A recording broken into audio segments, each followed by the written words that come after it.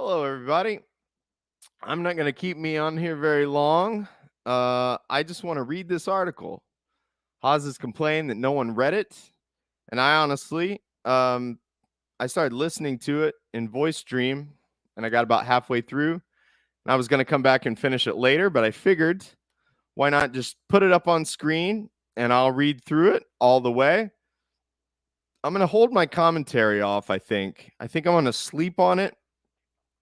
And I might come back tomorrow and go over any questions I have in reading this article. But you're here to read it. So without further ado, let's put it up.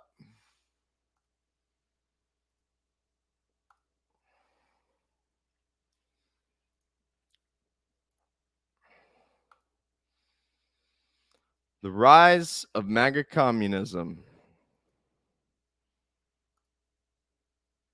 All the way.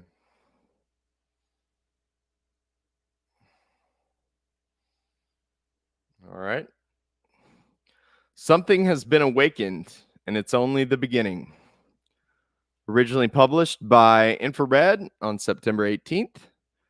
The way Haas talks about it, I'm pretty sure he wrote it. So let's go. Hashtag MAGA communism is taking the internet by storm, and it isn't going anywhere. Everyone bearing witness to this phenomenon appears puzzled. How can MAGA and communism be united? For one is clearly far right, and the other far left. Perhaps it's like the syncretic, third position politics of fascism, like National Bolshevism. That, of course, assumes the proper significance of a political spectrum. All political analysts, ideologists, thinkers, and political content creators since the incipient populist era of the 2010s have hitherto used as a heuristic tool to navigate Euro-American politics, some kind of quote-unquote political spectrum. The political spectrum. All political strategy begins as an almost axiomatic premise with an understanding of right-wing and left-wing forces, quote unquote. Thus, one often gets views as the following. Should we vote for Biden? It depends. Can we push him left? He is more to the left than Trump. Voters in America didn't like Bernie because he was too far to the left. And Americans are currently very right-wing. How can Nazism come from the Democrats? The Democrats are not as right-wing as the Republicans, and Nazism is far right. Of course, this neglects to explain how, supposedly, right-wing forces appear to outflank leftists all the time, assuming positions, successfully at that appear to be associated with the extreme left, like the unconditional anti-interventionism espoused by figures like Ron Paul, or the discourse against free market neoliberalism associated with the nascent 2016 Trump campaign. The contrary is also true. If Breitbart were to release an article expressing a favorable view of eugenics, it would be derided as a form of far-right Nazism. But if MSNBC were to release that same piece, attempting to rehabilitate it from the perspective of climate change, it would pass under the radar of leftists without question. Such unthinking scenarios happen all the time. The Western left routinely defends arming Ukrainian neo-Nazis, i.e., as in, some don't even deny they are Nazis, but defend arming them anyway, with high-grade military equipment as the lesser of two evils in the face of Russia. Yet it still remains an article of faith that the force animating, driving, and defining politics is derived from some continuum, pendulum, or tug of war represented in the form of the political spectrum. For most liberals, in whom, after all, the political spectrum as a heuristic device has its origins, i.e., basing itself in formalistic idealism, Nazism is the primary metaphysical force. It's actually similar to Star Wars for them, and the Force has the same meaning. Nazism is a primal, vital, dark side whose temptations must be resisted through the politics of balance.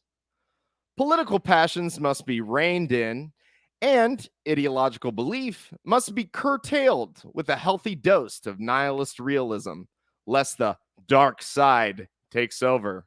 Or, in the words of Jabba the Vosh, the camps come back. Surprisingly, no one has pointed out this funny irony. For liberals and leftists, only Nazism is real. Politics, left to its own devices, flows and bends in the direction of Nazism. The political spectrum for them is defined by gradations of resistance toward this fatal, primal, and vital conclusion. If we suspend the liberal democratic institutions and the consciousness corresponding to them, political correctness, formalism, moralism, etc., we will fall into the Nazbol vortex, sucked in by the gravitational force of Nazism. The ascription of notions like force to politics implies clearly an implicit, unconscious understanding of a political metaphysics. Hobbes, proceeding with his Baconian metaphysical materialism, geometrically contrives the substance of political power in the opposing and contrary interests of atoms, that is, individuals, suspended in the chaos of their repulsion in the war of all against all, which concludes in a sovereign disposed of an absolute monopoly on violence. However, Hobbes was a political metaphysician of or anticipating the modern era, for which the concept of politics was defined in terms of atoms, monads, and states, i.e., in both the physics and political sense.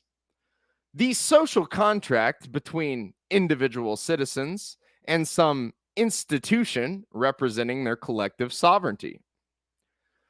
Just as for today's liberal elites, only Nazism is real. For Hobbes, only criminality, self-interested antisociality is real. In the era of the breakdown of Western modernity and liberal democracy, culminating in the collapse of the Bretton Woods system, the oil embargo, and the 1979 Iranian Revolution, political metaphysicians like Karl Popper, mentor of George Soros, viewed not the sovereign as the ends of politics, but institutionalized and conscientious civil society, the open society. The sovereign is not the culmination of the metaphysical forces driving politics, but is also driven by them, capable of producing horrible outcomes like Nazism or communism. For Hobbes, individuals are irrational, self-interested, and driven by wild metaphysical forces.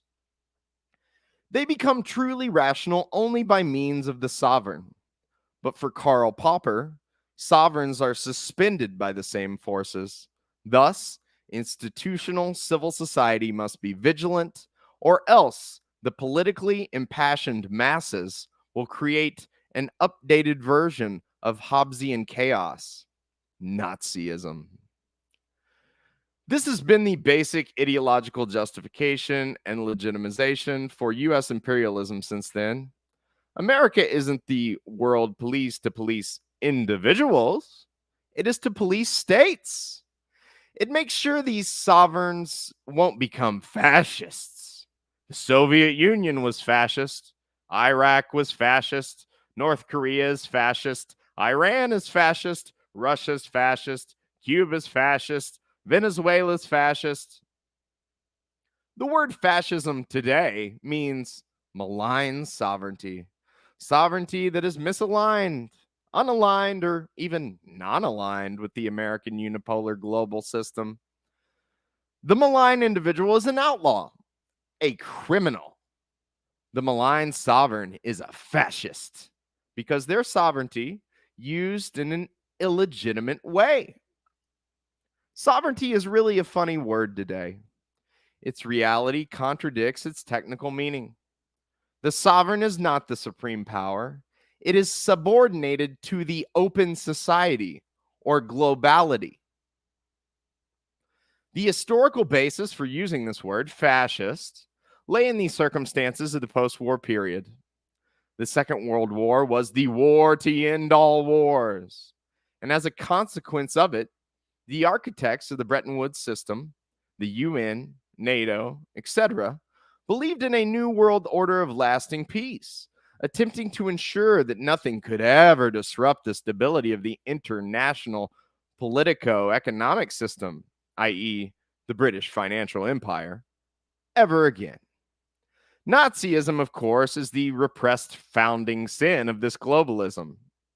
Nazism was the chaos out of which this system founded its order upon. Nazism was the final loose end that had to be cut before the 1,000-year Reich could really be established. And yet their victory came to haunt them. And so all those who came to resist this global system would be declared Nazis because they reminded liberals that they didn't cut all their loose ends. They didn't defeat Nazism. They inherited it. They projected this fact onto others because others reminded them of this. Revolutionaries of the past were called criminals. And since the state made no use in distinguishing criminal thugs from revolutionaries, they resorted to criminal means to fight revolutionaries. Today, political dissidents are called fascists.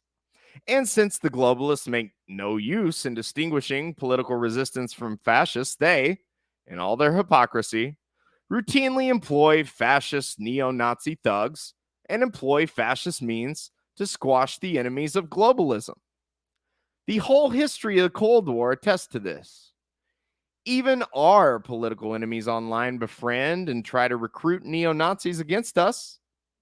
The situation in Ukraine speaks for itself. Nazism is the dirty secret of the globalists. They call everyone Nazis because this is what they themselves are, deep down. The fact that people are even willing to resist them reminds them of this fact. Malign sovereigns remind them of the founding sin of American unipolarity. The Soviet Union's withdrawal from the Bretton Woods Agreement negotiations is itself what created the Cold War. For all the anti-communist propaganda, which is mostly derived from a reactionary quasi-populism from below, progressives and liberals deep down really considered the Soviets and their allies as red fascists. In the same way that criminals remind sovereigns of the state's own founding crime, malign sovereigns remind globalist liberals of their own founding Nazism. The metaphysical primacy of Nazism lies in the artificiality of globalist liberalism, progressive politics, down to the plainly virtue signaling of wokeness. Thus, not only North Korea, but even Dave Chappelle is a Nazi. His lack of regard for the etiquette of the open society means that he has given in to the dark side. He has suspended his institutional conscience and is giving way to the metaphysical force of fascism. He may be an individual, but his individuality is politicized as the atom of a potential malign sovereignty. Perhaps the Maga movement. And such politics are polarized. Maga is actually a tool of Russian fascism. The ultimate conclusion of telling transphobic jokes is chaos. And chaos whirls in the shape of a swastika. Order is left wing, chaos is right wing. Because order is progressive globalism and chaos is Nazism. Everything political is turned into its contrary. Great intentionality, artificiality, design, etc., is necessary to maintain openness, whereas people, left to their own devices, will become closed. Freedom is slavery, and slavery is freedom. Herein lies the political spectrum, which is more like a theory of political gravity. It is Hobbesian liberalism in the age of postmodernity. Such a theory is really a heuristic device of pure paranoia and impotence. It's the copium of a sinking ship for which water, not the water itself, is to blame for its sinking. Everything is Nazi that proves the inadequacy, failure, and untenability of globalist liberalism, since Nazism was its sanction, justification, and casus belli. The more extreme left, the more one believes in the need for more control over this wild force, the more chaotic, the more far right, and those in power regularly employ this chaos to maintain control. Just think at how much control January 6th gave them. In the end, the political spectrum, for all intents and purposes, is one-dimensional. Many attempts have been made to make better and more accurate model of political difference, yet all of these fail and are inevitably doomed to failure for the same reasons that the original was, because they share the same metaphysical premises. In attempting to devise an impartial representation of political antagonism, one's representation is doomed to itself becoming partial to it. What political spectrum is the political spectrum itself on? An inherently absurd and paradoxical question. A political spectrum is a spatial continuity, whereas political antagonism implies an abrupt and acute discontinuity, both in form and content, affecting, twisting, bending, and altering even its own representation. The first step in being able to understand the true forces defining politics is to understand that politics, that is modern politics, is its own force. The establishment of universal modern statehood, culminating in liberal globalism, is a force of its own kind, a force which corresponds to the history of the bourgeoisie as a class. This force neither bases itself in any particular agential, rational, moral, etc. intention, like the pursuit of power, nor any primal compulsion, like the Nazbol vortex or Hobbesian wild instincts. Such a force is rather an immanent contradiction. An immanent contradiction is an antagonism, a paradox, a contradiction, etc. Not between two discrete things or two discrete elements, but a type of pure difference itself.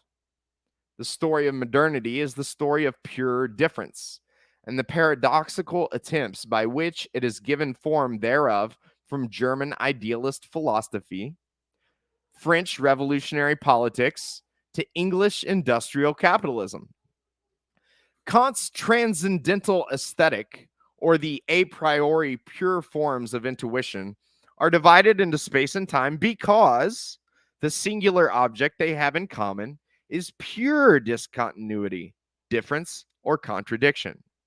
Capital has as its object and its basis pure discontinuity, or the alienation between the worker and his means of production. Finally, modern politics has as its object pure discontinuity between revolutionary change and order. Pure difference asserts itself within modern politics in the division between universal statehood and civil society. Universal statehood, in turn, is the universal form, an abstracted essence of the people, which is itself founded upon difference between man in general and man in particular, between abstract right in general and real activity in particular. This abstraction is contrived, not arbitrarily, but based on the absolute certainty of the political will, which admits no distinction beyond the bounds of its form. Just as demons provoked Descartes to find certain refuge only in his thought, the malign sovereigns of the English Civil War provoked the English to find refuge in pure parliamentary form, and later, the French in the Republic. Hence, the retards of woke political theory, who critique bourgeois formalism and universalism on account of neglecting differences, completely miss the point. We, the people? Are you sure? What about fat, trans, indigenous woman? We, the people, and the universal statehood implicit in it is a purported intention, a conceit. It does not claim to actually know or represent every individual person. It is the purport of a state which seeks to act as a universal people, and thus an inherently abstracted form of the people. The people in the institutional purport of their sovereignty, i.e., if a state will act as the people, it can only do so as a pure form, which knows no distinction in content, i.e., between persons. Thus, it does not simply imply a lack of sensitivity to the differences among the people. It implies a fundamental difference or discontinuity between the people as a substantive, particular unity and the people as an abstracted, formal one. The universal or bourgeois state knows no distinctions among the people, but it also knows no distinctions between itself and its own actual reality. And here lies the basic germ, which eventually culminates in modern class distinction between the purport of the universal form of the people and the reality of its universal content. The proletariat is not like a fat, trans, disabled, indigenous woman. It is not something excluded from the universal state. It is the universal state in its own actual, rather than conceded reality, i.e., the meat grinder of universal exchange value. The confrontation between universal form of exchange and its own antecedent premises in labor. However, before class distinction, it is necessary to understand the more fundamental metaphysical difference that gives rise to modern political difference. Modern political difference, while related, predates the modern class struggle. The modern political discontinuity has its origins in the heartbreak of malign or illegitimate sovereignty. This is the first sovereignty, illegitimate on its own terms, as in the tumultuous history of the English Civil War, where the sovereign cannot prove itself even by the terms of its own sanction, religion, inheritance, etc., producing the devastating heartbreak for which everything once thought good is unreal, illegitimate, false, etc., and then illegitimate in the terms of modern political theories, which form in response to said heartbreak, i.e., Hobbes, Rousseau, Locke, etc.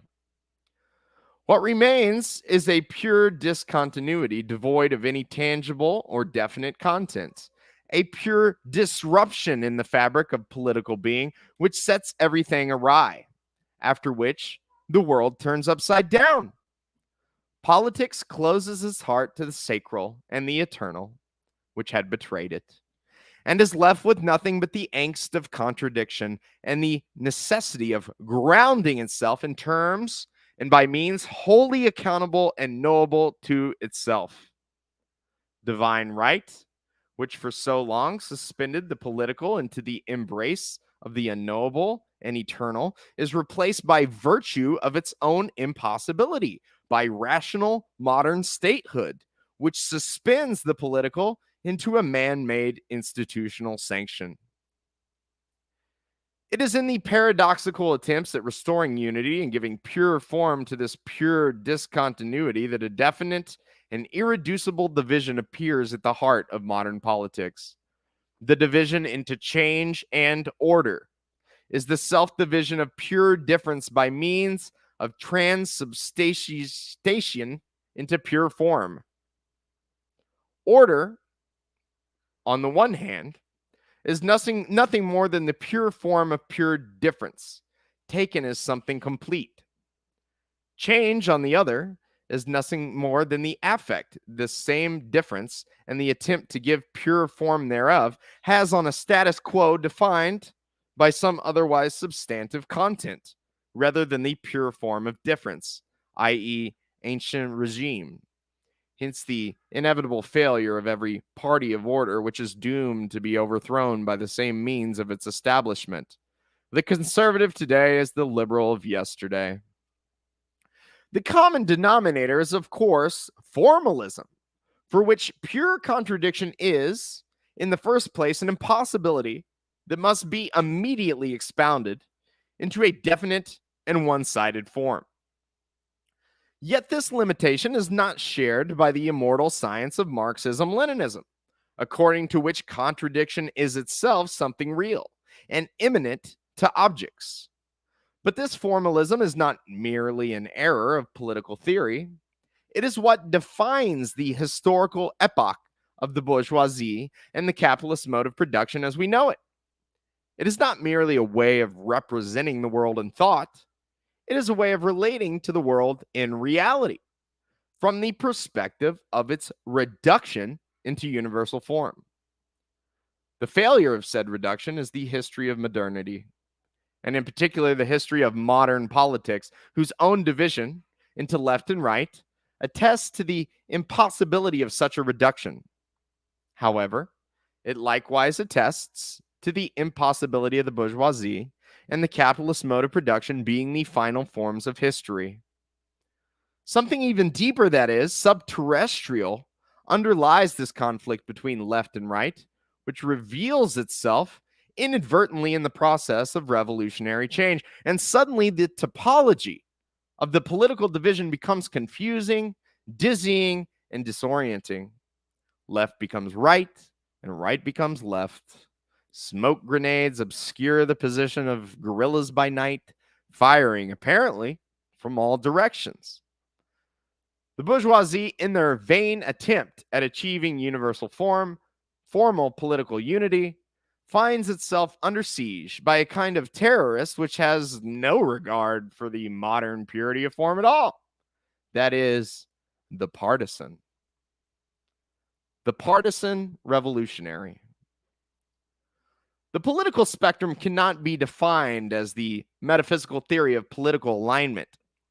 Its formalism consists in the fact that it makes no distinction between political alignment in actual reality, that is to say, what position one bears in relation to real political power, real political contradictions, etc., and political alignment as formally represented by abstract values and principles. Even strictly taken, from the perspective of information warfare, it cannot properly locate where a given ideological tendency actually aligns in regards to the political. Abstract values and principles are located alongside a formal and supposedly impartial spectrum. Rather than categorize where a given pattern of information actually aligns, for example, with the actual form of the actually existing state, it categorizes ideological information in terms of where it imagines or purports to be. For example, the alignment of bread tubers is defined by how they think society should be governed or wish it to be governed. But no regard is placed for what relationship the information of such values have to the way it is actually governing now. It might appear contrary and thus appear revolutionary, but as forms of information, they do not challenge the existing state. I think we should live in a stateless society might seem apparently contradictory with the status quo where a state is very much still existing. Yet, political alignment is really defined by what relation it bears to the actual form of state power. The grounding of political power based on contrived moral consensus fully aligns with the existing modern state. One's values about how society should look like shares the same position of enunciation with regard to society as the modern state. having as its addressee not a specific segment of society, but its same universal addressee. A bread tuber speaks to America in a way not dissimilar to the president. So it should come as no surprise that in actual content, the bread tuber ends up as a force of propaganda for the president's actual, rather than preferred by the imagination, governance. One could, of course, be an anarchist who critiques just about every single thing the government does, yet most often, even said information aligns with the overhaul of the policy-making apparatus long underway, being subjected to the contrived moral consensus of the open society. Not so much the specificity of their criticisms, but the subjective vantage point from which said criticisms are made is what defines their real political content. You can be fully aligned with the modern state power, even when criticizing its policies and decisions, because the way you are criticizing them can reproduce its subjective standpoint in consciousness. Thus, there is an acute difference between actual political alignment and formal political alignment. Real political difference does not manifest itself at different locations on the same formal map of politics, but between real politics and the map itself. That also means that there is an acute difference between an actual left-wing alignment and leftism. The same is true for the right. Leftism and rightism are ideologies of formal political alignment that cannot tell the truth about any actual left-wing and right-wing position. An actual political position, which is not based on one's ideal stance, but on their real subjective stance, cannot be grounded in any formal continuum of political representation. Real political division begins only at the site of an acute discontinuity based, as Clausewitz understands, on an absolute enmity or contradiction. Establishing an alternative political spectrum is thus an impossibility. Political spectrums are themselves political, and the political spectrum is inherently leftist, though not left-wing in its actual alignment. Leftism is a theory or ideology of left-wing alignment. Since all modern politics has its origins in a revolutionary change that entailed the complete leveling of politics into the pure form that knows no distinction in content, any theory of modern political alignment is going to be leftist.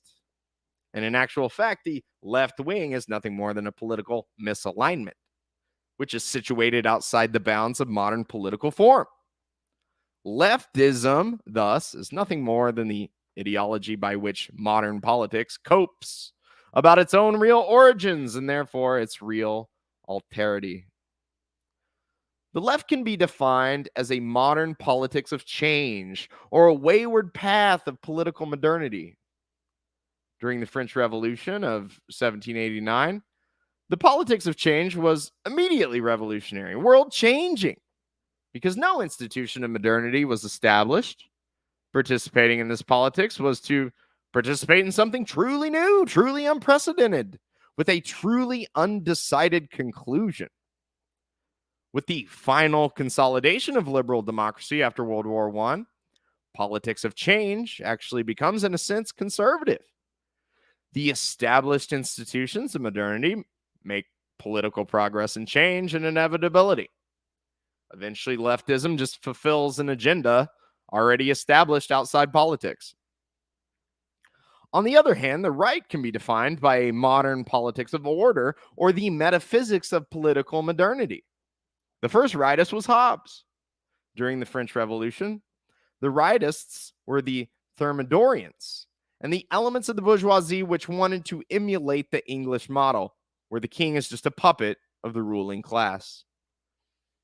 But permanent order is destroyed at the level of established politics and liberal democracy. So, order of a deeper and more fundamental kind has to be sought after. But then, conservatives become revolutionary. Conservative revolutionary, like in the 1979 Iranian Revolution, where deeper order was found in Islam. Enter Carl Schmitt's theory of the partisan. Partisanship is itself a political alignment, regardless of where internet retards try to situate it on their stupid little political spectrum. Partisanship entails an actual political position, which means actual contestation for political power. The partisan goes down to the people, repeating the origin of modern statehood by returning it to its real rather than formal premises. Partisans are not leftists, but they are also not rightists either. The partisan irregular stands opposed to the standardized order of the regular army. From the perspective of the regular army order, it is a force of chaos, but it is deeply terrestrial, earthly, with a profound attachment to the soil of the nation and the deeper order of rural life. But how this change will come to be established is always undecided. The partisan is a true force of change, precisely because it bases itself in what is truly eternal. Think about the Islamic partisans devoted to the eternal creator, or the partisan like Che Guevara, devoted to eternal principles like justice and dignity. The leftist just takes this real order for granted, and the way in which it has already become established by the institutions of political modernity.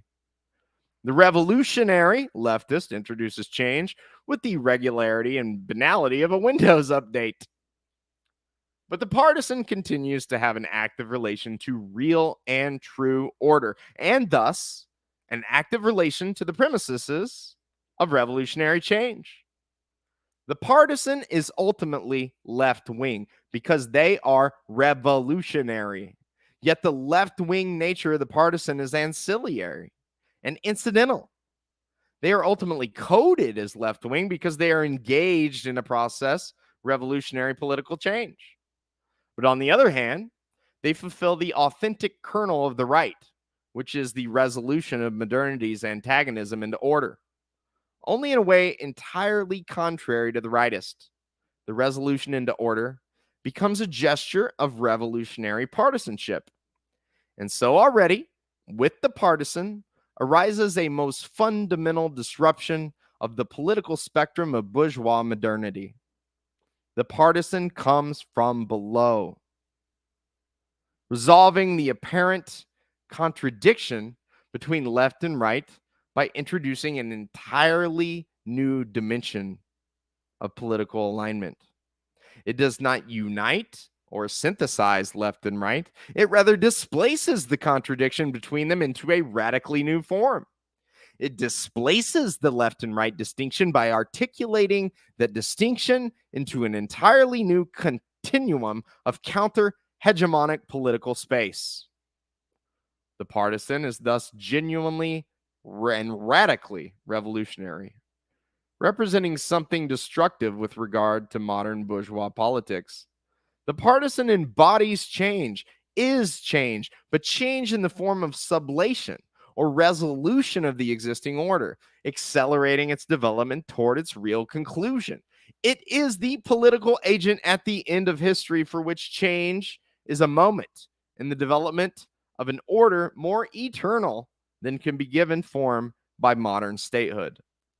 Leftists, meanwhile, believe in some doctrine, some principles, some theory of abstract change, domesticated change, distilled change for its own sake. And in actual reality, they participate in no political change at all. They subscribe to the religion of change, which is, in actuality, the putrescence of stagnation. The leftist is, in fact, the greatest enemy of the partisan, not simply because they have contrary values, but contrary subjectivities. Leftism represents the highest development of the bourgeois political ideology, which is based on what is supposed to be the ultimate form of change.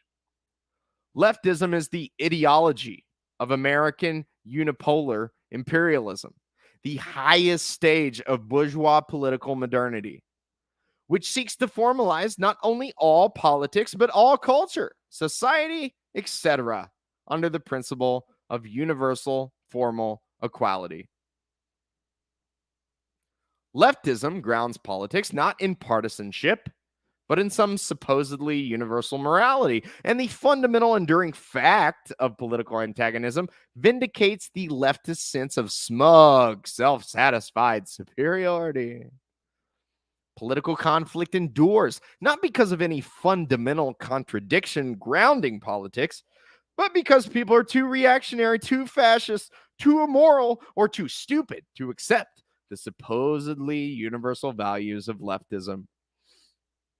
For leftists, enmity is not so much based on the friend enemy distinction of any concrete struggle, but on a vicious, savage inhumanity toward all those who fall outside their own discursive community in a way that is structurally identical to the worst aspects of European racism and Nazism.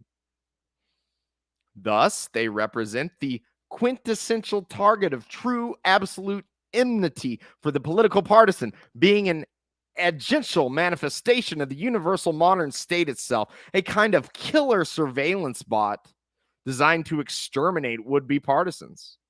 The enmity toward leftists shared by partisans is not simply based in ideological disagreements or conflicts in values. It is like the enmity reserved toward a snitch whose sole mission is to eliminate and give away the partisan's position against its state enemy. On a certain level, it is not even personal. The very alignment of their contrary subjectivities pit them against one and another in a war of absolute annihilation. Leftism is an ideology of leveling and standardization, flattening out stratified socio-political terrain into conventional smooth space.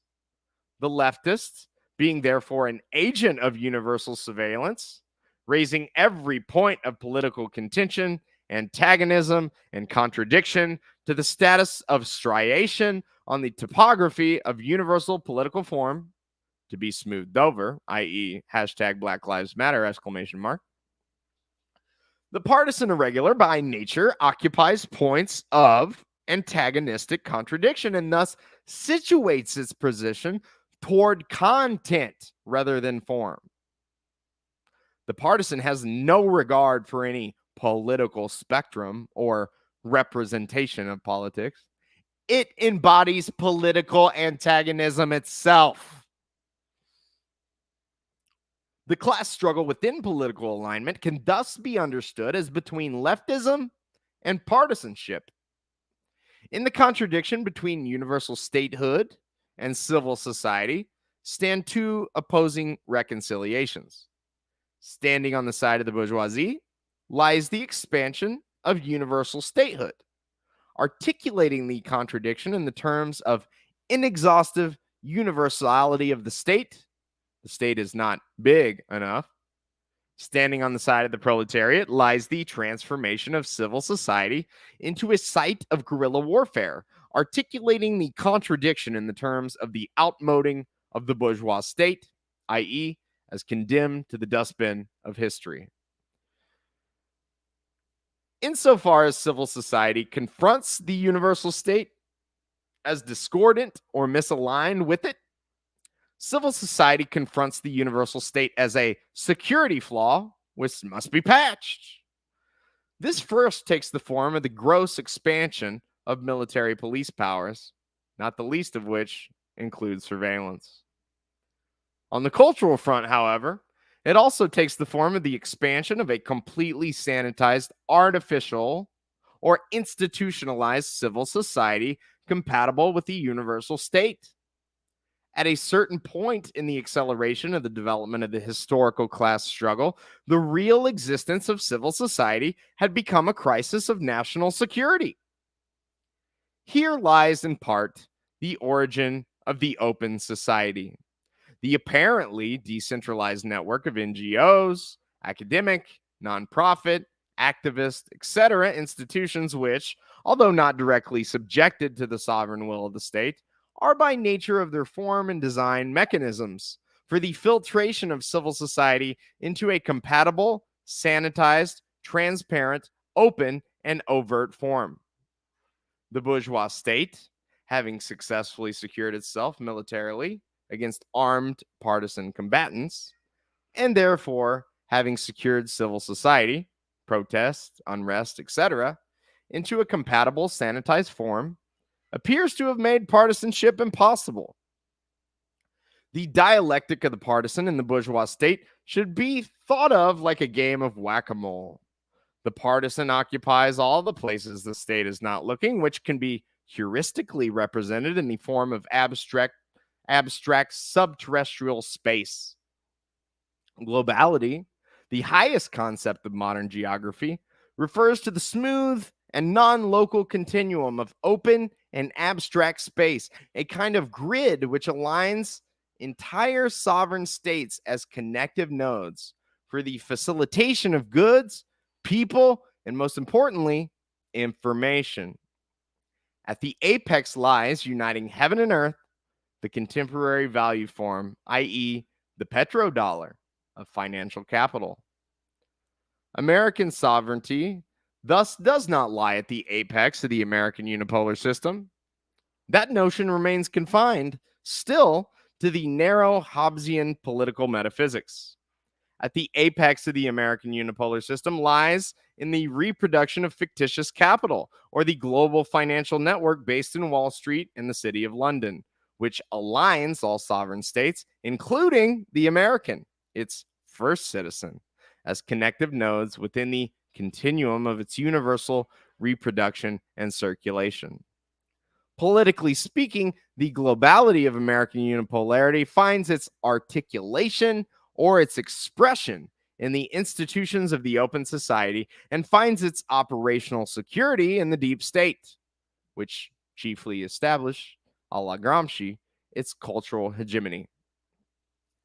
Politics then becomes downstream from this cultural hegemony, and this is at the outset in the form of policymaking.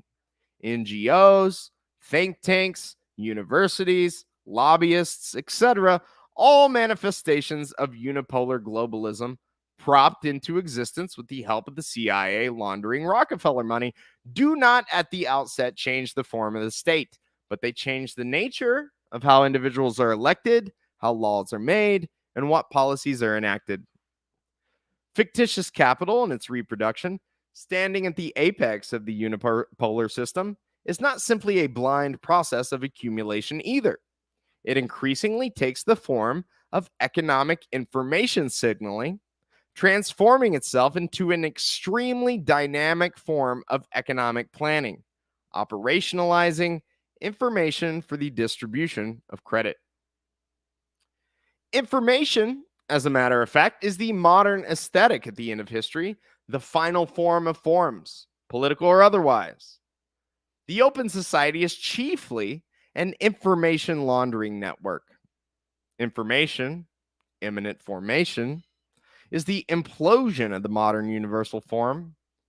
In keeping with capitalism's creative destruction, this implosion has itself been operationalized for the purpose of the reproduction of the value form.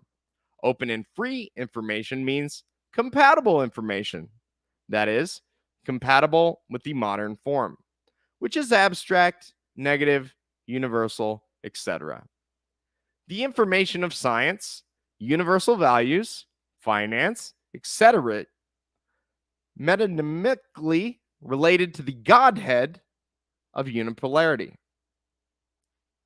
Here lies the significance of leftism, which is the pure and distilled ideology of open information. Leftism means trusting the science, open values, the latest news cycle, Ukraine, Black Lives Matter, etc.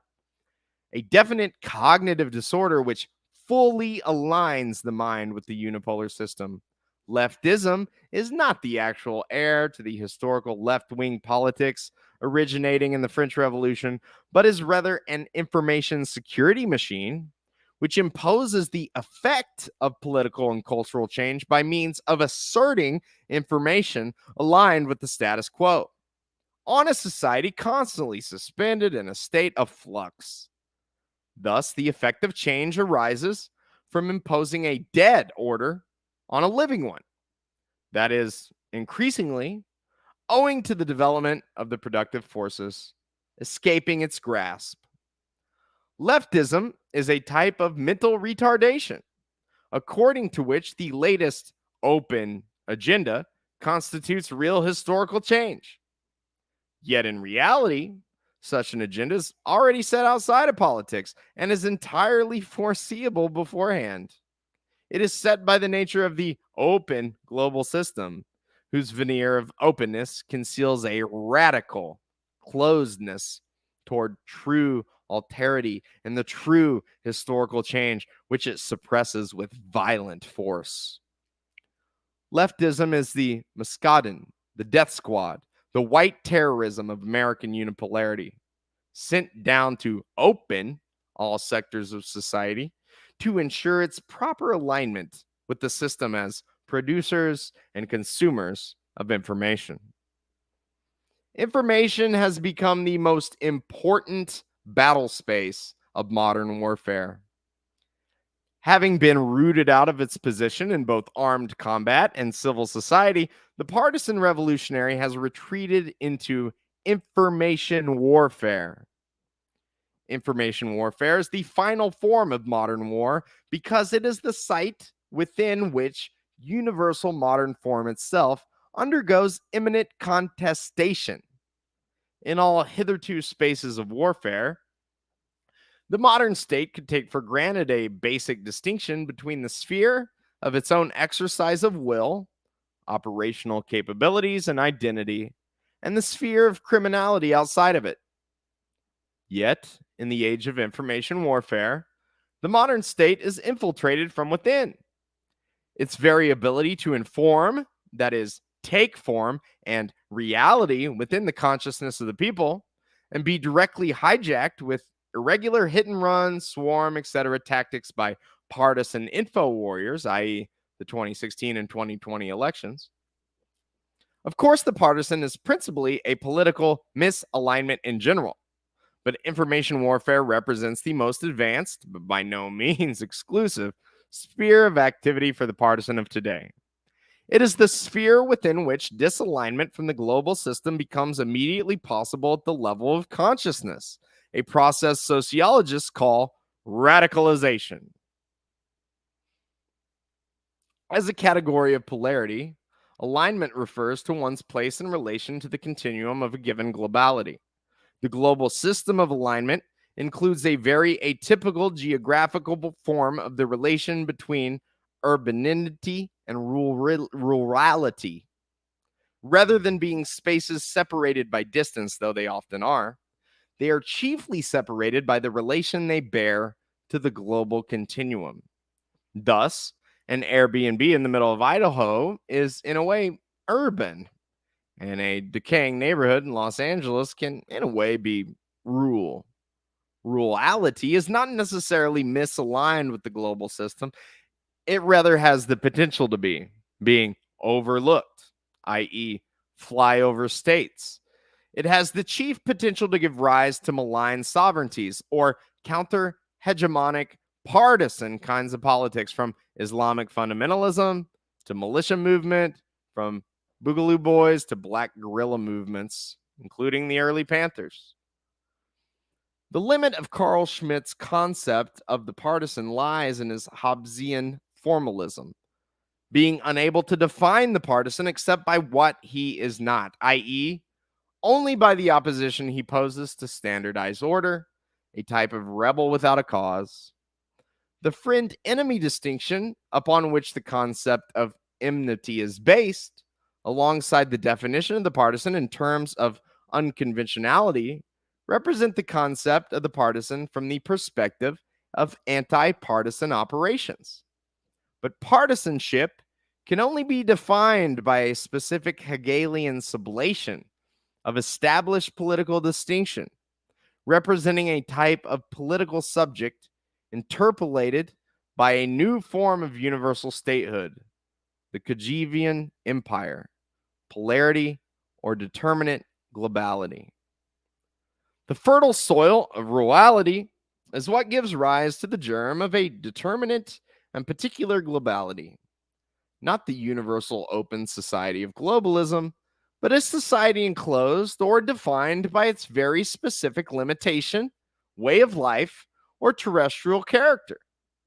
The post-Mongol Asiatic land empires, the early modern period, as well the modern communist states, which in many ways revived them, can be defined precisely in the form of this type of universal statehood. Because rurality, representing the definite limitation and real basis of universal modern statehood, can give rise to malign sovereignties. It must be brutally kept in line by the modern state. The idiocy and banality of rural life must be maintained so no outbreak occurs. Rural people, therefore, are not modern individual subjects, but treated as a type of livestock. Thus, the limit of the modern universal form is also for it a site of enmity, criminality, terrorism, and malign sovereignty. Fascism.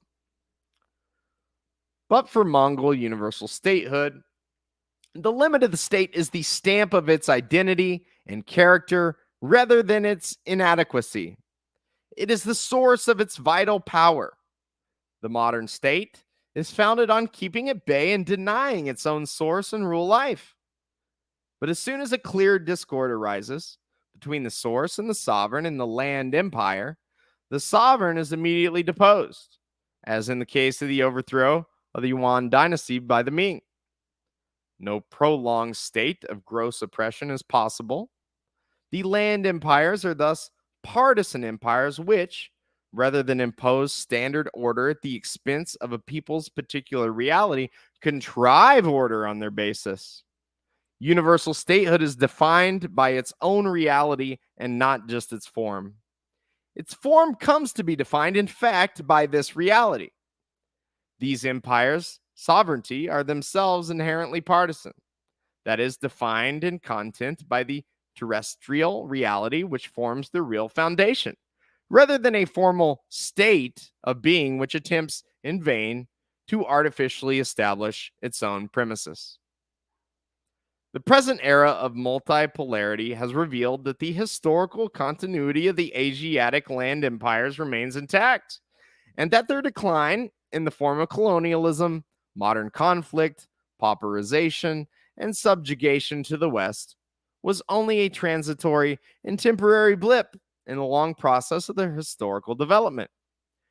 The unipolar system of American globalism is now faced with the emergence of determinate globalities, contrary and unique polarities which inhere all the dynamism, technological, and cultural development, etc., of the American global system without the conceit of abstract formal universality.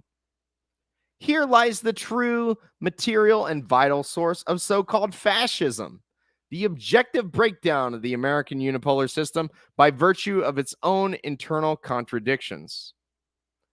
The true threat posed by malign sovereignties, rogue states, consists not in the fact that they are geopolitical anarchists, but that they are aligned with entirely contrary and different polarities, which serve as the germ of a new global system, one that will, rather than culminate in the opening of exchange value, culminate in the determinate closed character, necessities for the development of and interaction between peoples. This true end of history, which culminates finally in malign globality. Ever wondered what the infrared symbol means? Globality pregnant with the development of determinate civilizations and peoples is the malign plane of immanence out of which all counter hegemonic politics is being spawned from the future. The distinction between left and right is displaced by the distinction between leftism, which increasingly takes in political reality the form of an apolitical center, and partisanship, the latter including all manner of eclectic, wild, fringe ideologies which appear all over the political spectrum.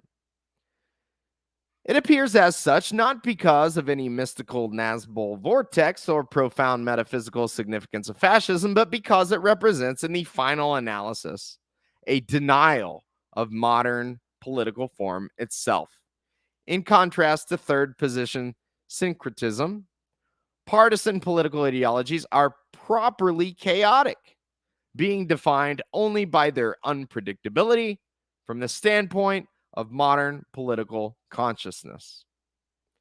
While today's partisanism is associated with the far right, that is only since each partisan ideology has thus far culminated in a type of cult, dogma, confusion, or impotence that, taken separately, immobilize partisan political struggle. Not unlike the various forms of socialism outlined in the Communist Manifesto. Political ideologies which seek to return to or discover true order are contrived in opposition to the leftist one prevailing. Yet, taken individually, they fail to pose any challenge.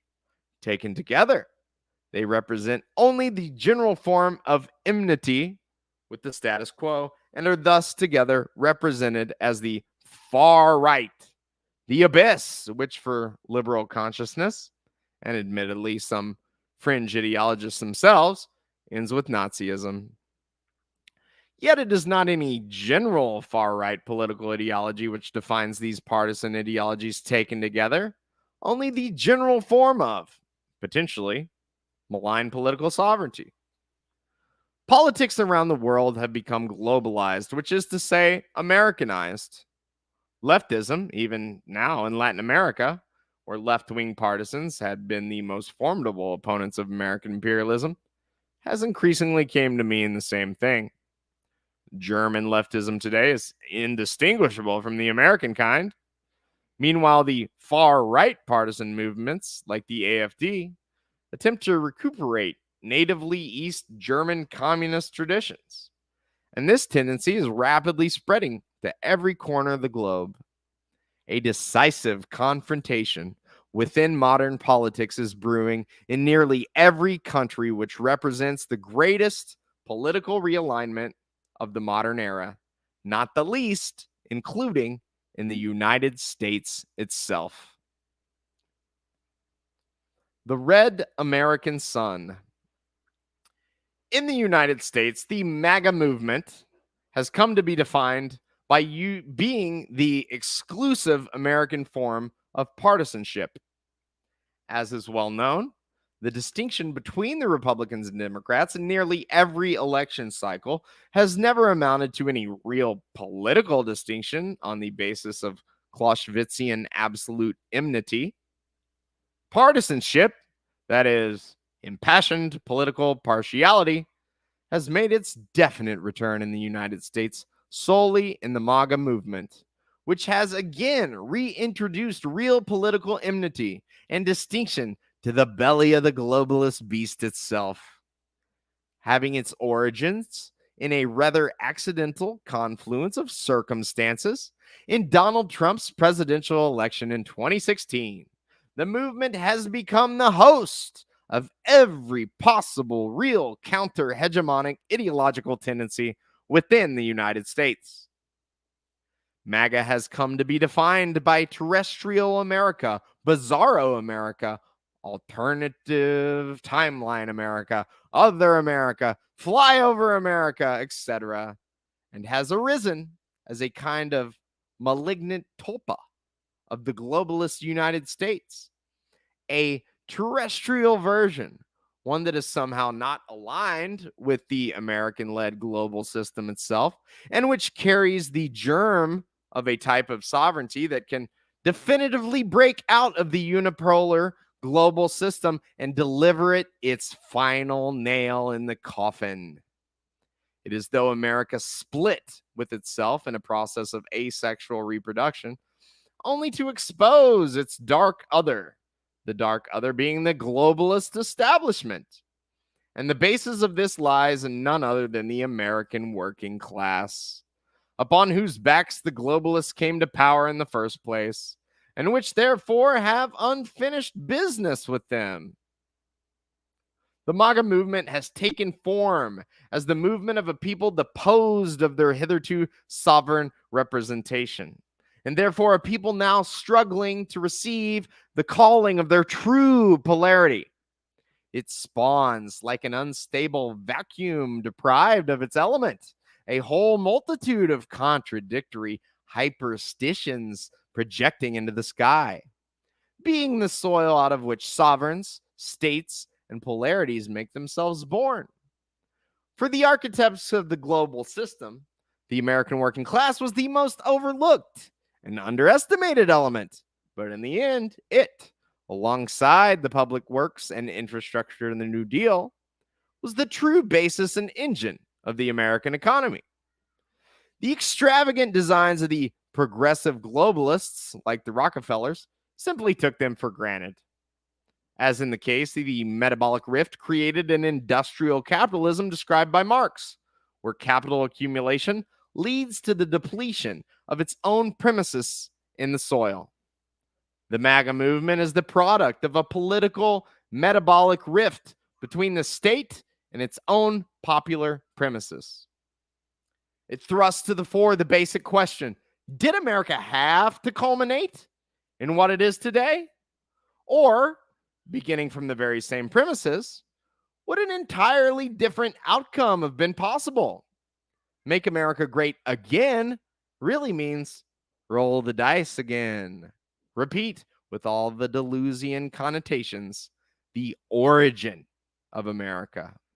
Reset American history. Return America to the mercy of its progenitor.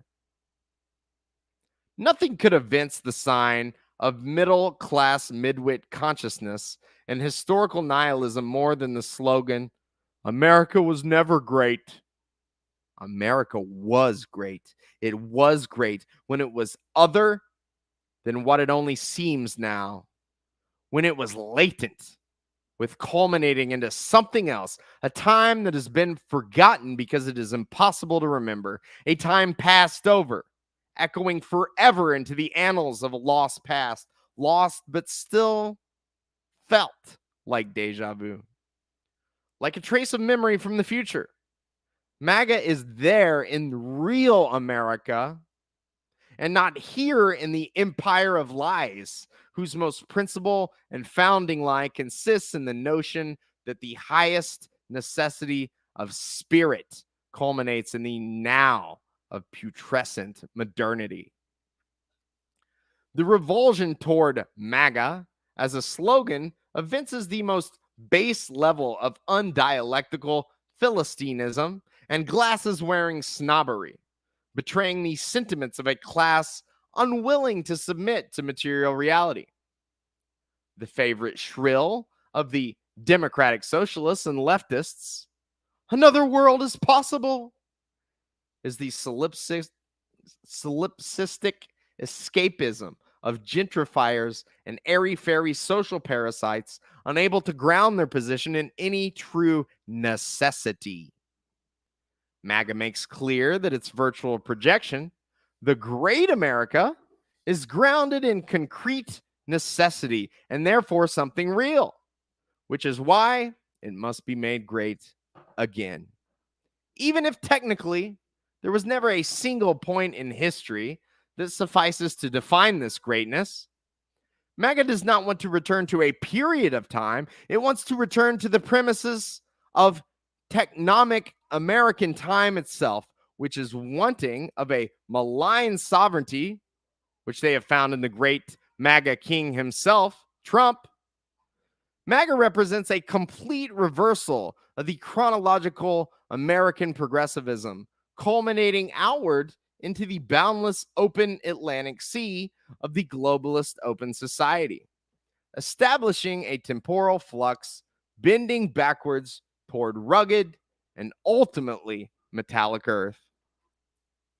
It is even a funny irony that Donald Trump, known for his association with gold, has emerged as the symbolic patron saint of this movement.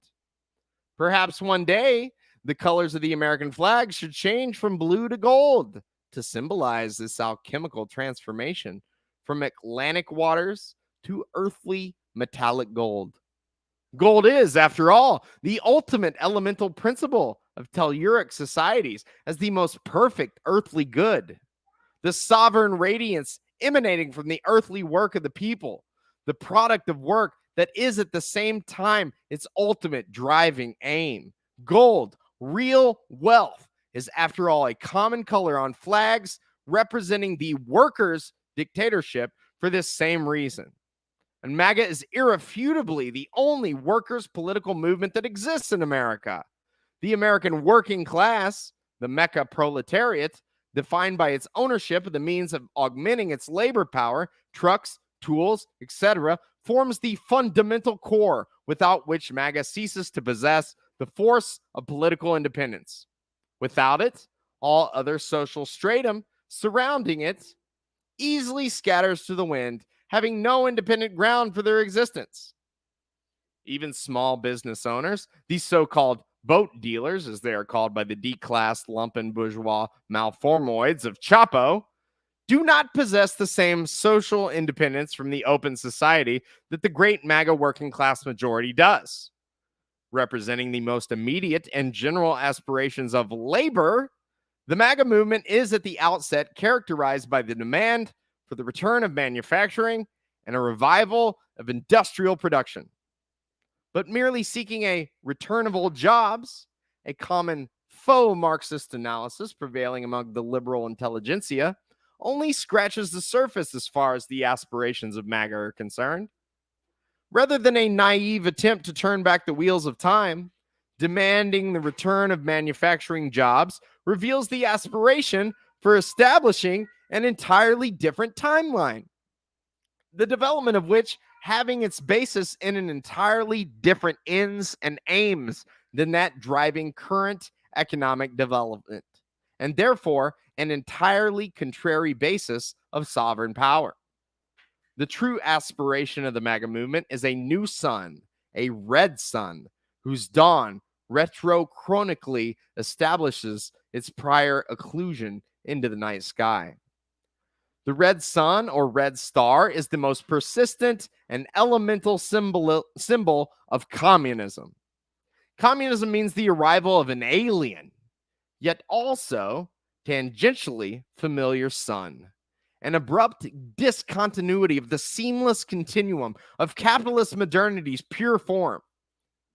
Communism awakens a lost and forgotten past, first represented in Soviet consciousness as the revolutionary history of humanity.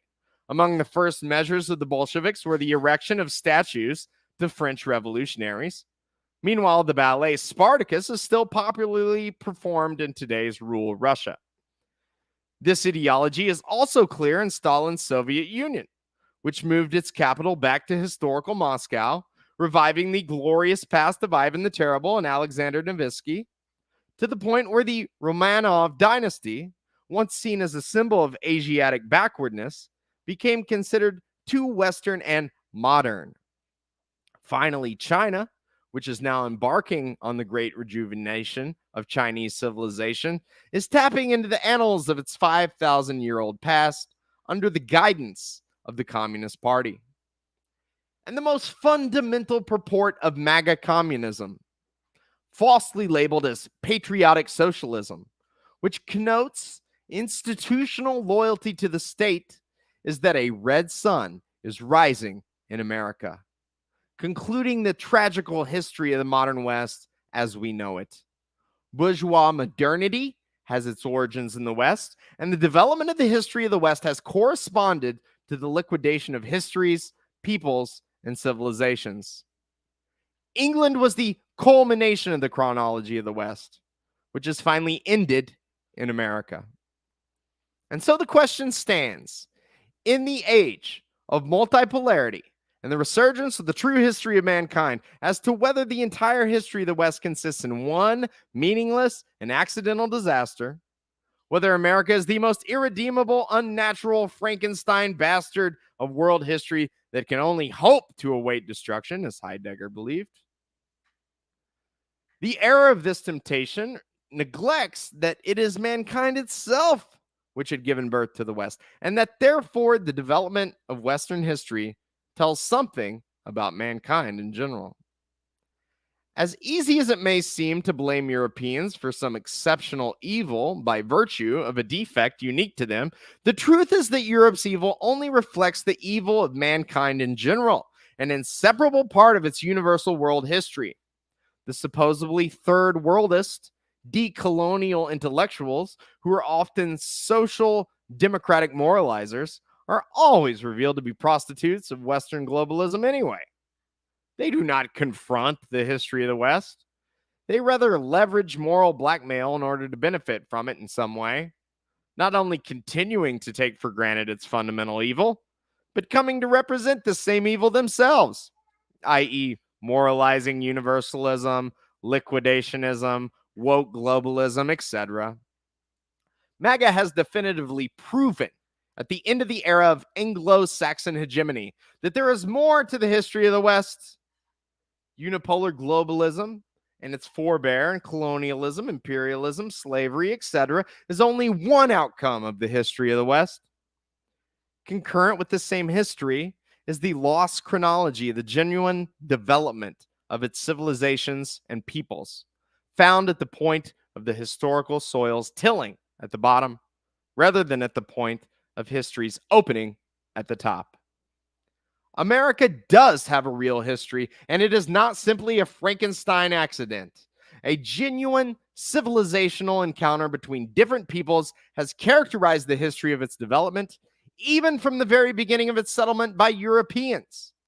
The historical nihilism of the globalists seeks to erase from the memory of the people this lost history of America, up to and including its greatest literary and artistic treasures. The American people and the European peoples before them were not inherently disposed of the genocidal intentionality of universal formal modernity.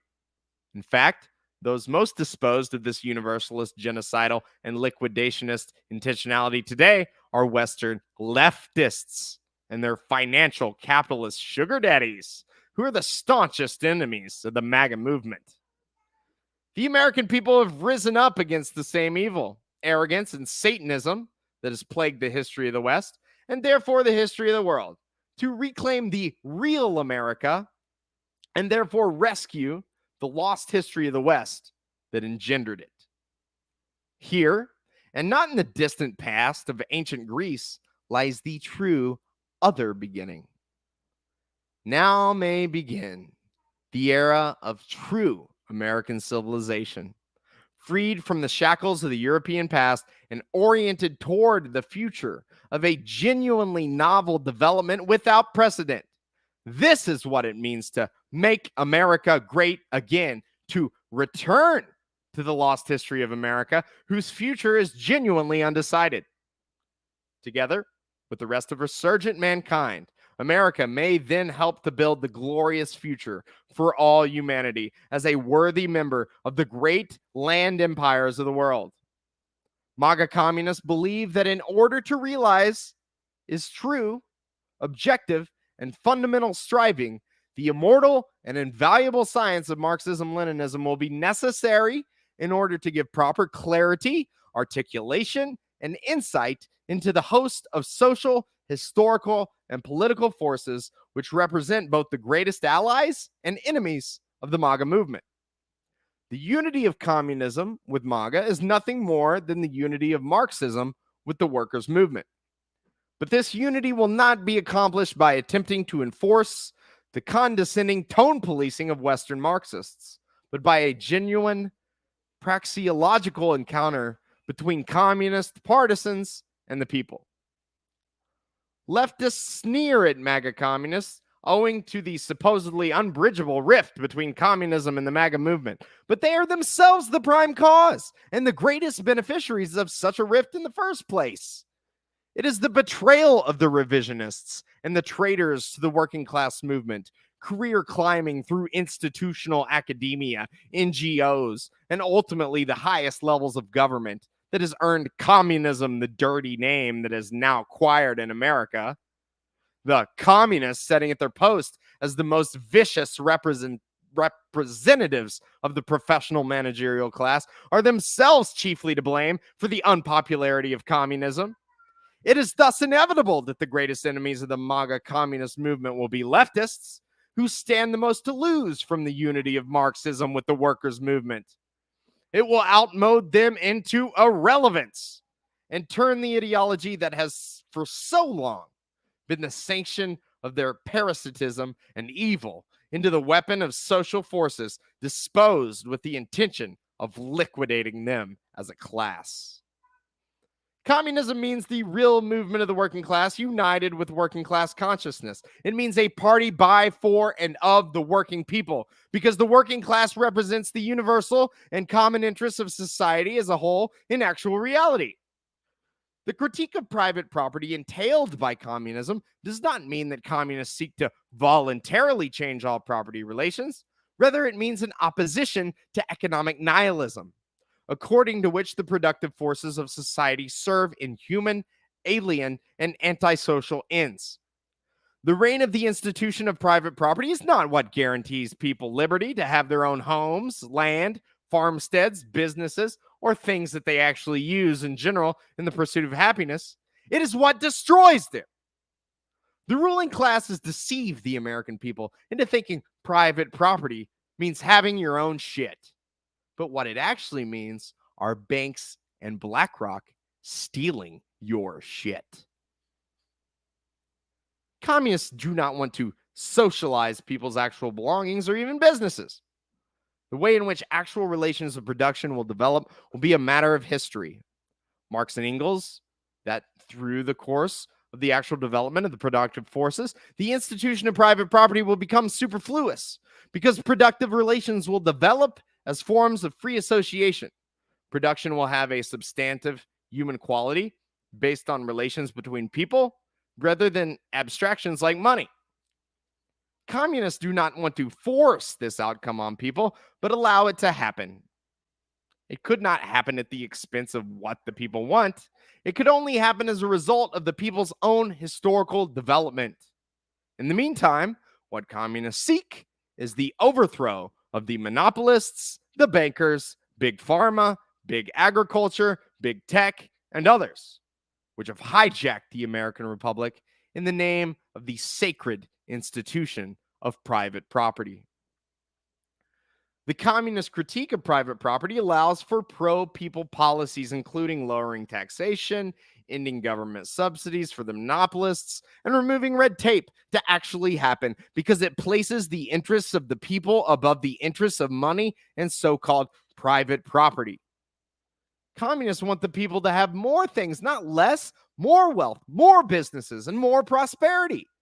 If the people have more of these things, then the productive forces accelerate faster, unleashing human prosperity and creativity to the point where things like Wall Street, the City of London, and other enemies of the people will never have the chance to take power again.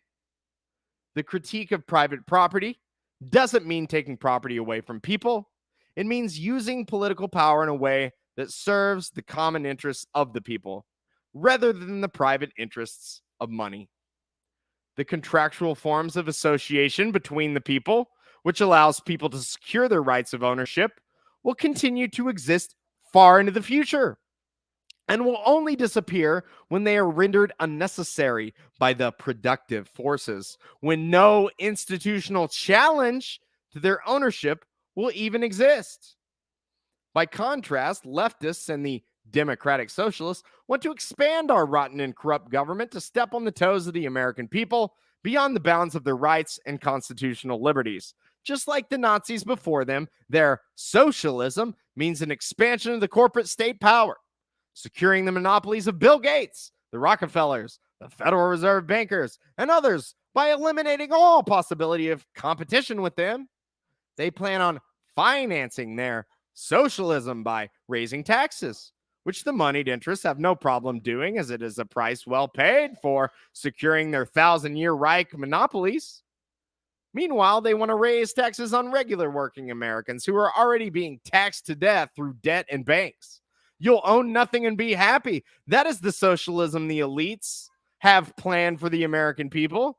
And the only way to defeat their socialism, which has more in common with Hitler's kind than the Soviet or Chinese, is with communism, which will take away the source of their power, Communism turns the tables against the globalists, telling them, you will not own our country, and we don't care if it makes you unhappy.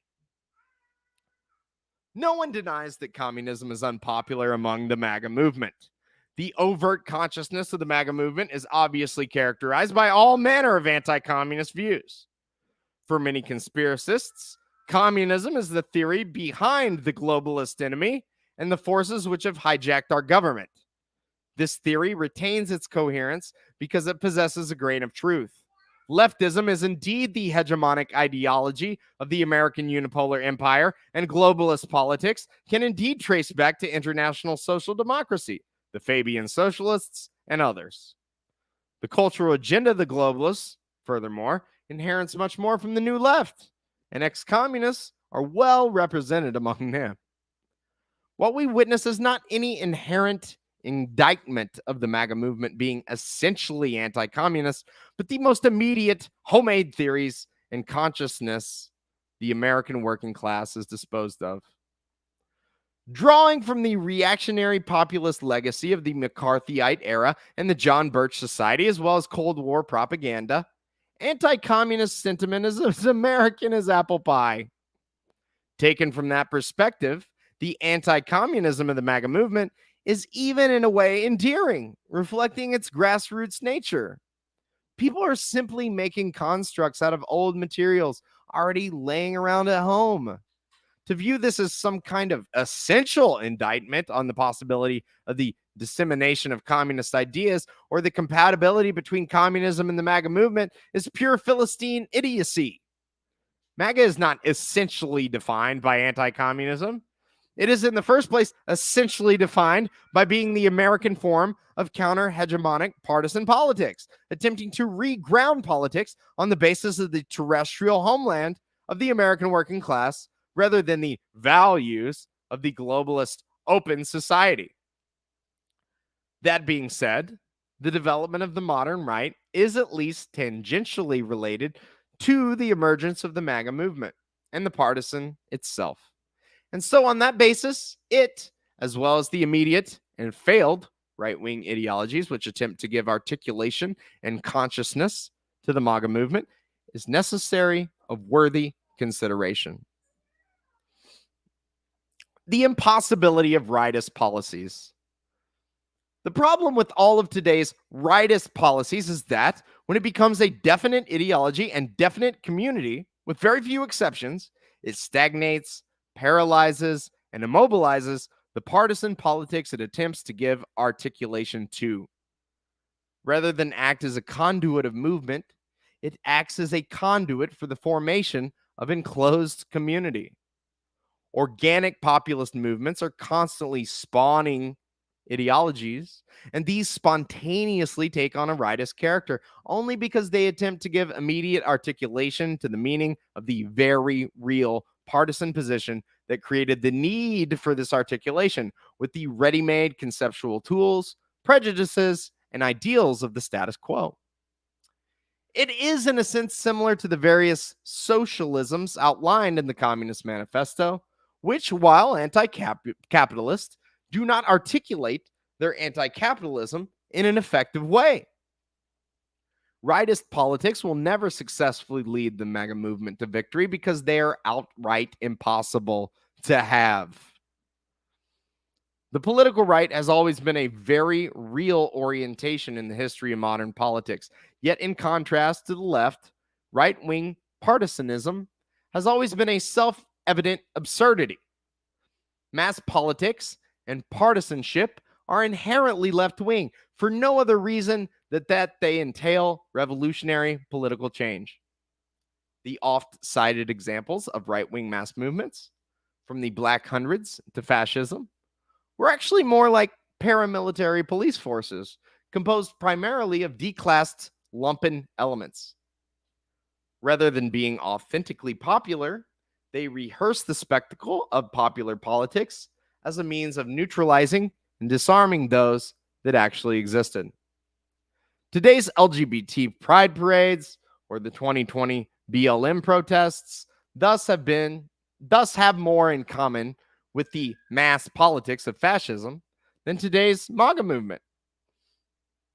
The right, like the left, has its origins in political modernity, while the actual ancient regime, as well as the world's great religions, have often served as the sanction of real historically right-wing politics.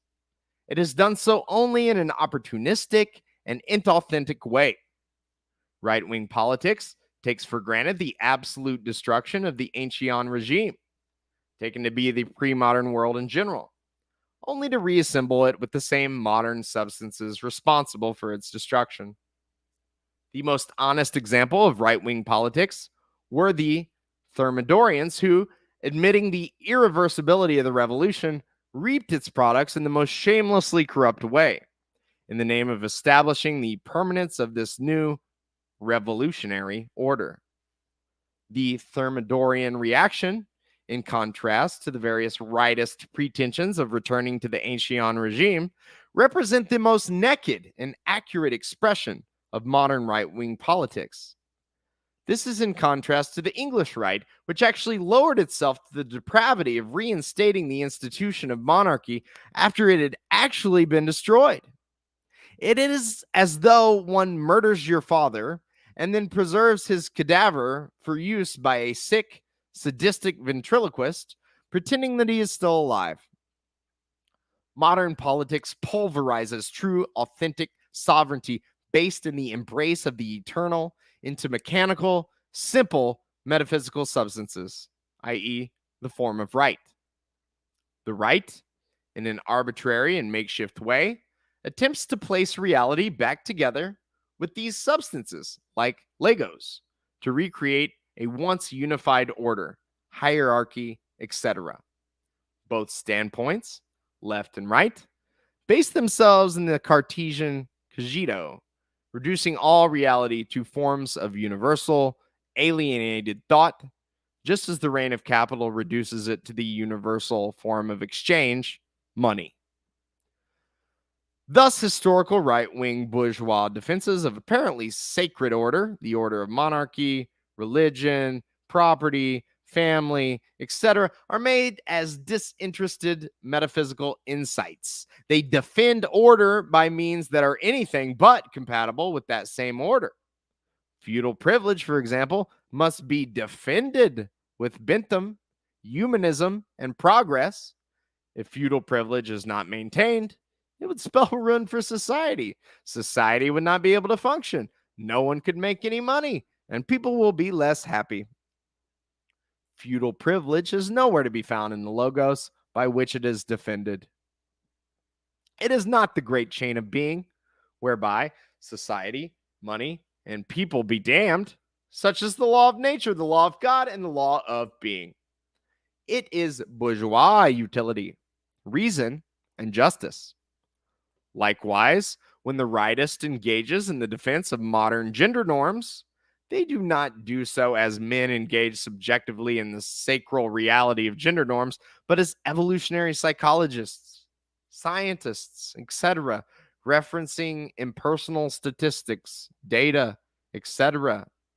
They do not imperil themselves in the embrace of the sacred they supposedly seek to restore, defend, or uphold, in contrast to the partisan guerrilla, like a Hezbollah fighter or a Sandinista. Rightists are not hypocrites. They just don't themselves believe what they say they do. They believe it is necessary for others, for the masses, for general stability, for the maintenance of their revenues and rent and interest. Hence the debauchery, decadence, and libertine nature of most rightists. Today, look no further than the anime-loving degenerate. As a matter of fact, today there are no rightists to speak of. The degenerate neo-Nazi is, aside from the bad manners of having any public presence, are leftists proper. All of their edginess and depravity, often with the use of Darwinist or biological analogy, is rooted in the exact same metaphysics of the open society, employing grotesque, shocking, ideological gore as a pornographic tool to smooth the political space into the purity of its modern form.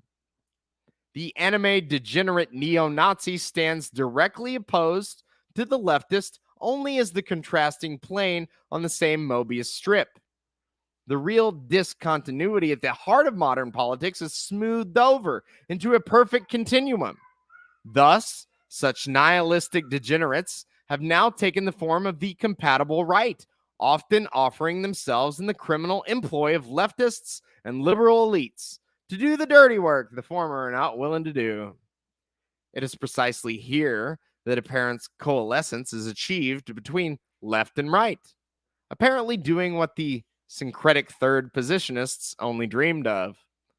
Right-wing subjectivity stands apart from the established order it takes for granted, while defending as a cynic and transgressor. Leftists, as did de Sade, perhaps among the first leftists in history, only attempt to purify and distill the essence of this transgression, such that the private vice of the rightist is the public virtue of the leftist. Yet, with the degenerate neo-Nazi, this private vice becomes an open secret, making them effectively indistinguishable from leftists. Furthermore, since leftism is in fact nothing more than the idealization and therefore domestication of change, rather than actually being the politics of change, its existence implies a rather awkward but increasingly unavoidable fact that leftism is actually right-wing. Right-wing partisanship never manifested in any overt form throughout history. Right politics have only existed at the level of established orders. Right orientations in politics never result from any impassioned revolutionary change, but from apparently unavoidable historical outcomes, like the two steps back NEP policy in the early Soviet Union. Right politics do not imply any change imposed by political partisans, but the inevitable continuity of some existing status quo. In the historical example of fascism, the banal political continuity of Italian and German state institutions were accompanied by only apparently revolutionary pageantry. Yet these also doubled as primitive forms of information, representing the pure and distilled ideology of this inertia of liberal modernity, which imposed upon the senses the effect of change. The true heir of fascism is none other than leftism itself. Fascism, like leftism, establishes the dead form of modernity as a pinwheel, a swastika, actively and voluntarily preserving it at the expense of its own real technomic premises, and therefore emanating an effect of revolutionary change. If there is any model worthy of representing the political spectrum, which does not actually represent political difference, but rather the political homogeneity of the modern state, it is precisely that of the swastika, as it cannot tilt right without also moving left. The dead form of modernity cannot be preserved without also emanating the veneer of change. This shocking fact is already self-evident throughout Europe and Ukraine. To call leftists fascists would be superfluous, for leftism is already far more fascist than fascism could ever possibly have been. All the genocidal intent, violence, terrorism, and bestiality of fascism is amplified with far more viciousness, brutality, and efficiency in leftism, a fact which is sure to become evident to all in the years to come. Yet the contrary is also held true in regards to the right. There does indeed exist some continuity between the prevailing ideas of today's partisans and the ideologies of the historical right, yet that is chiefly because the latter have completely changed into forms of information. As forms of information, right-wing ideologies have come to represent partisanship because they, in a completely independent way, attempt to reground and basically repeat the essence of modern order. By representing modern order, even if in an apparently identical way, they create an independent basis for political subjectivity. What is so silly about people like Jordan Peterson is how, as the most milquetoast center-right conservative of the status quo, he accidentally represents something based, which is the minimum of a politico-ideological subjectivity misaligned with the establishment. Watching Jordan Peterson is a vector in the direction of radicalization because he is an accidental conduit of malign sovereignty, grounding the validity, truth, and value of thought in something other than the legitimate authorities, accredited professors, experts, mainstream media, talking heads, etc. So-called rightist ideologies are thus today split between Azovites and the accidentally based.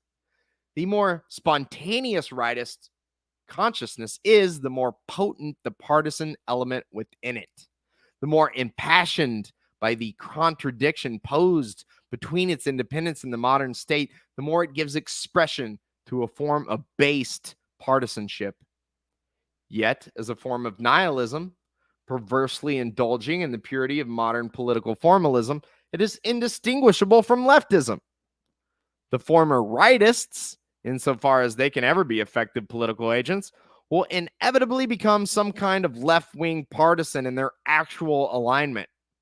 The modern right, as a form of ideological partisanship, is condemned to historical extinction, giving the impossibility of any permanent modern order.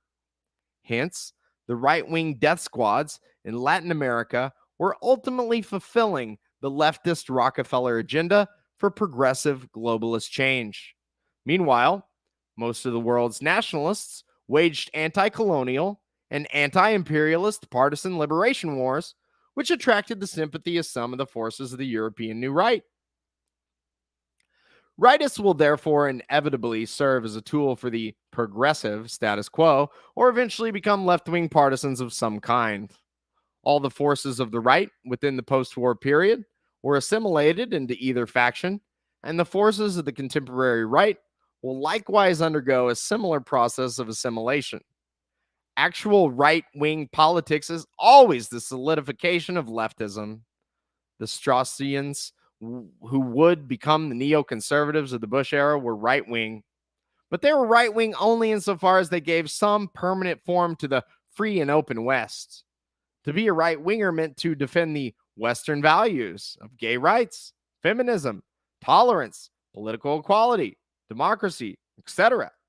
Something which appears rather awkward from the perspective of the historical right. But in actual fact, this is all right-wing politics really amounts to: giving solidity, generality, and form to the progressive and leftist cultural and political policies of the bourgeoisie.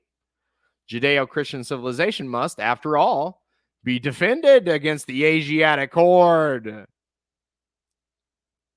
This is because right-wing politics refer to nothing more than the pure and undistilled political power of the bourgeoisie. It is not an ideology. It is a reality.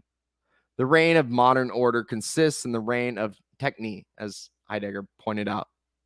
It is the order of disorder, the order of nihilism, abstraction, negation, and spiritual devastation. It is established order, false order, purported order. All politics is right-wing that entails the moment of its preservation, securitization, and prolonging. By contrast, while the partisan is revolutionary, they move in the embrace of the eternal and move like a fish through the waters of the people. Its politics of order are not contrived from the temporal interests of an already condemned regime, but take their sanction from the starry sky above, boundless and eternal heaven. The partisan is the true conservative revolutionary, suspended in the embrace of the eternal fire of Heraclitus, which cannot be apprehended in any one-sided way, but only as the unity of opposites and their true sacral order, cosmos, the order from which the destruction of reality is only a moment in the becoming of, can be perceived, not justified, not apologized for, not instrumentalized, but grasped. If reality is smashed into pieces, one cannot simply put the pieces back together to make reality whole again. The smashing has now proven that it is itself part of the whole of reality. And so true political struggle occurs along the lines of the reconciliation, not any mere contradiction between change and order, destruction and conservation, but how change is resolved into order and how destruction is itself conserved. The end of history has entailed, therefore, the end of the political left and right wing, the former taking its final form in partisanship, and the latter in leftism itself. The left is by nature something malign. The existence of a left is a misfortune, a relic of the catastrophic modern age that humanity now struggles to recover from. The partisan will thus not only lead to the destruction of leftism, but render left wing politics obsolete and superfluous. As the development of civilizations hurtles forth in harmony with true sacral order into the annals of the future, politics will no longer have to be defined by change itself, but by what it is changing into: positive being, rather than modernity's empty negation, will become the object of humanity. For the MAGA movement, the most fatal threat lies in the exact opposite: reconciliation agents of deception like Ron DeSantis, alongside the supposed rightward shift of CNN, now do what the Lincoln Project Republicans couldn't, and that is prevent the MAGA takeover of the Republican Party. Neoconservatism is making its most vicious, final, and potent return, reconciling the leftist chaos of the past decade into a new Western order defined by genocidal designs upon China and Russia. As Europe approaches its most severe energy crisis and China continues to overthrow the power of Wall Street and the City of London, the final grasp of right-wing politics and leftism alike will take the form of something we are already witnessing in Ukraine, and that is the merger of the leftist woke agenda, neoconservative hawkish aspirations toward China and Russia, and the faux veneer of a revived America, build back better. A complete takeover of the Hitlerite kind is all but now inevitable, which will attempt to satisfy the patriotic aspirations of the MAGA movement into consensus for war, a war which will seek to preserve the power of the bankers and globalists. Xi Jinping of China was recently named the greatest threat to the open society by George Soros, and while many believe that China is allied with the globalists, that is only because they had attempted to use it, following China's reform and opening up, to prolong their economic reign. They underestimated and did not take into account that the Communist Party had outsmarted them, and it is now readying itself and scrambling itself for an all-out confrontation. All the typical fake conservative jingoism and rhetoric will then be propagated by the ruling establishment between Western civilization and the Asiatic Chinese, between freedom-loving Americans and the communist Chinese. All of this is nothing short of opportunism seeking to dupe and extinguish the partisanship of the MAGA movement and hijack it into a vehicle for the same globalists it is. In its heart of hearts, attempting to fight against it, they realize that attempting to enforce woke values by force hasn't worked. So they are going to start pretending to be conservatives to dupe the people into fulfilling the same ends. For our part, the communists disdain to conceal their aims. We plainly believe that the MAGA movement requires its own political party. While we remain sympathetic to Republican candidates genuinely aligned against the establishment, the majority of the Republican Party remains firmly entrenched and in the hands of the same globalist ruling class. We hope the great leaders and figures of the MAGA movement will endure the coming realignment and join forces with all genuine partisan forces into forming a real working class third party. Trump, for his part, while having been a real political outsider, is being blackmailed, is embroiled in politically motivated lawsuits, and is being targeted by the FBI. Whatever happens to Trump, the spirit of the MAGA movement must survive, because 2016 was only the beginning. We believe the MAGA movement has the potential to be turbocharged into a revolutionary movement by, of, and for the American working class. There is no other choice for us American MAGA communists. We will face many difficulties and obstacles in the road ahead. People may not immediately agree with us, and that's fine. We will go where the MAGA movement goes because we sincerely believe in its truest aspirations. It is the duty of American communists to stand by the people and become genuine fighters for the people, regardless of how well their ideological message is at first received. We have no other belief than belief in the power of the American working class. We will win over the MAGA movement, or we will become politically extinct. There is nowhere else for us to go. We have no interest in winning the support of insulated and self-contented leftist scum who are the prostitutes of the bourgeoisie. Our faith lies with the people alone. And so MAGA communists now make it their goal to go down to the people and fight alongside them in a common partisan struggle against the ruling class. A specter is haunting American politics, and it is the specter of MAGA communism. No matter how much we are slandered, attacked, deplatformed, and censored, we aren't going anywhere. MAGA communism is rising, and soon enough, all other communists and socialists will even abandon these labels and become outright Azovites. The meaning of communism is going to soon be completely redefined in this country, and we have no problem at all leaving leftists behind.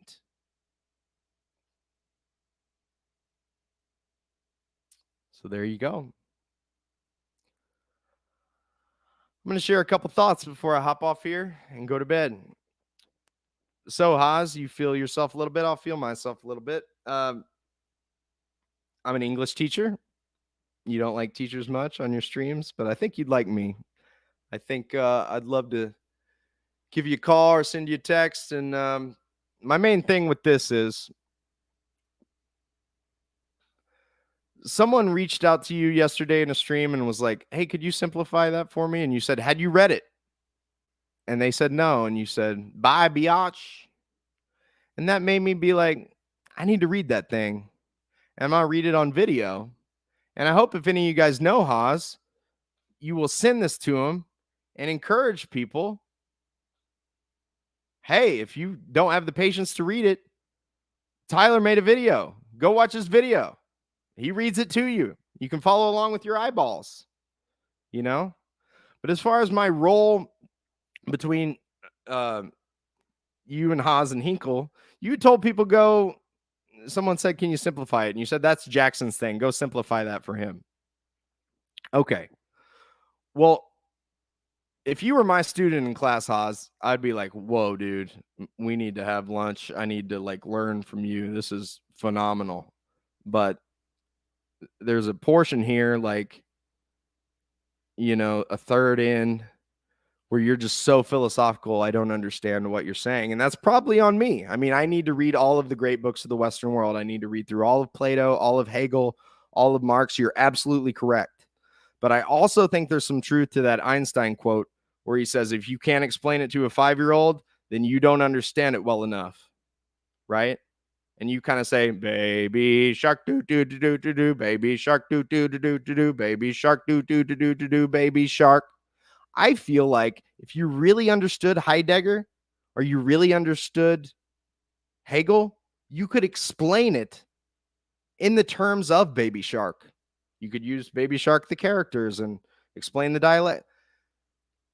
So I always feel like maybe I could play that role. To toot my own horn a little bit, I went to the Mizzou Journalism School for my master's degree. I was voted the best writer of my class. As a school teacher, I was voted by the students Teacher of the Year last year. So I like to think I have a certain set of skills in being able to break stuff down. And maybe I could be in a middle road between you and Jackson. I think that's where I live. Like all the philosophy, I want to understand all of that. I'm talking to you in the best of faith. I read the whole thing on camera, but I still feel like I just want to ask you, like, okay, can you define this word? Can you define, what do you mean by delusion? What do you mean by being in this context? You know what I mean? But when you're topical, like straight political, that is fire, dude. I mean, this paper would be 100 billion, 10,000%. It's awesome, you know. But I'm I don't have a whole lot of watch hours. I think I have 300 watch hours. I have to get 4,000 to be able to get monetization. And I would love to have enough money to be able to read all your articles, read tons of books on here. I want to spend like 4 hours a day. But you know, if you could give me a shout out and have some people watch this and read through it, I greatly appreciate it. If any of you guys appreciated that I read it to you, you can check out I'll put it right here for you. It's buymeacoffee.com/Tyler McConnell. And it grosses me out to do that, but you know, if we're going to do this, we got to have money. If we're going to do this for real, we got to have time, and time is money. So I'm putting it out there. My two little ones, you guys might have heard them while I was reading. I got to go get them ready for bed. I got to wake up at 6 a.m. and I got to teach school. And I think I'm a pretty base school teacher because I just read this article to you. So if any of you guys know Haas, send us this way. If any of you guys, thank you. Thank you, Ron Paul, Maoism Enjoyer. I haven't read any of these comments. I didn't want to be thrown off. Thank you guys. I appreciate it. I love y'all. And if you know, anyone knows Haas, send it his way. Haas, if you hear this, send it my way. I'm just trying to work with you. You know, we all need money to keep this thing going. But at the same time, if we're really going to build communism in America, this is bigger than any of our individual wallets. You know, I would do this for free if I didn't get a dime out of it, just because I think you're awesome, Haas, and I want to help the cause. All right. So I love all you guys. I'll see you when I see you. I'm on here once a week. So subscribe, like, all that craziness. I said I'd never say that, but I just said it. So peace out, everybody. Good night.